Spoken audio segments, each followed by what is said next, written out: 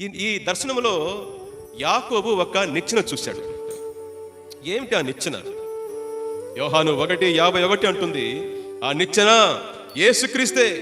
యేసుక్రీస్తే అంటే ఆ నిచ్చెన చెప్పే సత్యం ఏమిటంటే యాకోబుకి, యాకోబు నువ్వు భూమి మీద ఉన్నావు, నేను పరలోకంలో ఉన్నాను. నువ్వు నా దగ్గరకు రావాలన్నా, నా కార్యాలు నీ జీవితంలో జరగాలన్నా దానికి మార్గం ఏమిటి? ఈ నిచ్చెనే.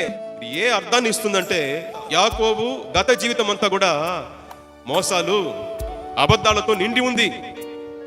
సో పాపిగా ఉన్న యాకోబు దేవుని ఆశీర్వాదాన్ని పొందుకోలేడు. సో ఆశీర్వాదం రావాలంటే అతని పాపం క్షమించబడాలి. ఆ పాపాన్ని క్షమించేది ఆ నిచ్చెనే. హల్లెలూయా. ఆ నిచ్చెనే.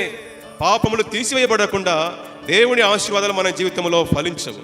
ఆ పాపాలు క్షమించబడాలంటే దానికి మార్గము కల్వరి శిలువలో బలి అయిన యేసుక్రీస్తే.